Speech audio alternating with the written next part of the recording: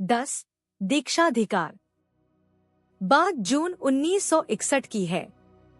कुछ लोग नांगल से दीक्षा ग्रहण करने आ रहे थे। महाराज श्री ने पत्र द्वारा मुहूर्त निश्चित कर दिया हुआ था। एक दिन महाराज श्री ने मुझे कहा कि मैं सोचता हूँ कि नांगल से जो लोग दीक्षा लेने आ रहे हैं उनको दीक्षा तुम दे दो। यह बात अकस्मात सुनकर मैं आश्चर्यचकित रह गया। मैंने कहा, महाराज श्री, अभी तो मैं पूरी तरह शिष्य भी नहीं बन पाया, तो गुरु क्या बनूंगा?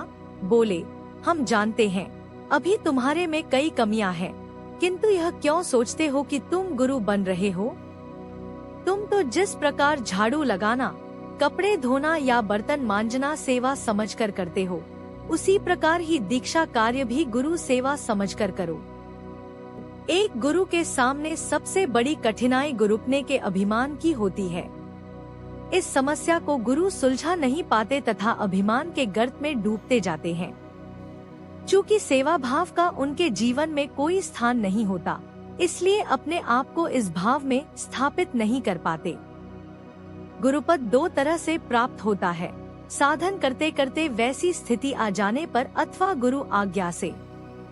यदि साधन से यह स्थिति प्राप्त हो भी जाए तो भी गुरु आज्ञा को इसलिए आवश्यक समझा जाता है क्योंकि तभी गुरु कार्य करते समय गुरु सेवा का भाव बनाए रखा जा सकता है तथा अभिमान से बचा जा सकता है। दीक्षा कार्य गुरु आज्ञा से करते समय गुरु संकल्प कार्य करता है तथा शिष्य गुरु सेवा का भाव रखकर इस कार्य को संपादित कर सकता है। मैंने कहा, किंतु शिष्यों के समक्ष गुरु के रूप में व्यक्तित्व तो मेरा ही होगा। इस खोखले व्यक्तित्व को उनके सामने क्या उपस्थित करूंगा? मुझे तो कल्पना भी नहीं थी कि आप मुझसे ऐसा कहेंगे। कृपया मुझे पहले शिष्य बन लेने दीजिए। गुरु कार्य करने वाले कई लोग मुझसे कहीं अधिक योग्य उपलब्ध हैं। मैं तो आपकी चरण सेवा में जो आनंद पाता हूँ, उसी से संतुष्ट हूँ। महाराज श्री ने संभवतः इस समय अधिक बात करना उचित न समझा, इसलिए वह मौन हो गए। दूसरे दिन प्रातः भ्रमण समय दीक्षा का विषय ही चर्चा में बना रहा। महाराज श्री ने कहा, दीक्षा एक विज्ञान है जिसे बहुत कम लोग जानते हैं। यह विज्ञान गुरु शिष्य परंपरा से चलता है। यह उस समय से आरंभ हो जाता है जब कोई दीक्षा की प्रार्थना लेकर गुरु के पास आता है।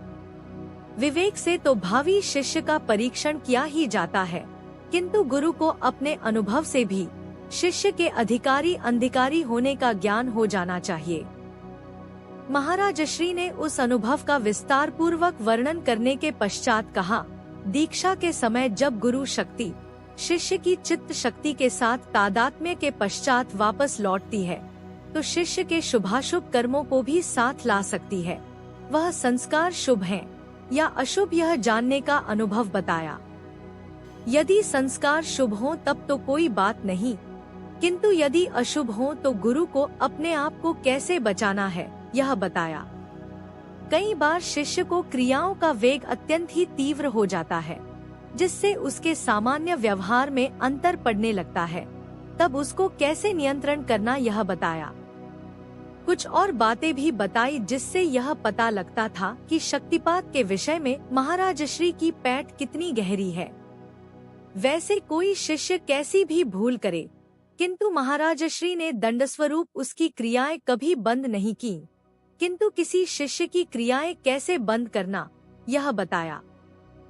मैंने महाराज श्री को पूछा, आपको इतनी सारी बातें ज्ञात कैसे हो गई? क्या यह सब आपने अनुभव से जाना या गुरुजी श्री योगानंद जी महाराज ने आपको यह सब बताया? बोले, पहले तो गुरुजी ने इन सब बातों से अवगत कराया, तत्पश्चात निजी अनुभव से उनकी पुष्टि हुई। वास्तव में दीक्षा विज्ञान की प्राप्ति प्रायः गुरु परंपरा से प्राप्त होती है। अपने अनुभव से जानकारी प्राप्त करने में सारा जीवन ही खप जाता है। फिर यह भी पता नहीं होता कि कौन सा ज्ञान प्राप्त करना है, इसलिए परंपरा ही उसका उपाय है। किंतु अब यह विज्ञान परंपरा लुप्त होती जा रही है। एक सज्जन की क्रिया अत्यंत ही वेगवान हो गई। उनके गुरु नियंत्रित नहीं कर पाए तो मेरे पास भेज दिया। तब गुरु कृपा से क्रिया नियंत्रित हो पाई। मैंने पूछा, क्या सभी गुरु इस विज्ञान से भली भांति परिचित हैं? महाराज श्री बोले, यह तो मुझे पता नहीं कि कौन अवगत है तथा कौन नहीं, किंतु इतना अवश्य कह सकता हूँ कि सभी इस विज्ञान को नहीं जानते। महाराज श्री ने यह भी बतलाया कि कुछ अनुभव ऐसे होते हैं जो केवल गुरु को ही प्राप्त हो सकते हैं। फिर ऐसे कुछ अनुभवों की भी जानकारी दी। इन सभी बातों को खोलकर मैं यहाँ इसलिए नहीं लिख रहा हूँ क्योंकि यह विषय केवल गुरुओं से संबंधित है तथा परंपरा से ही प्राप्तव्य है। यह विषय 3 दिन तक प्रातः भ्रमण के समय चलता रहा।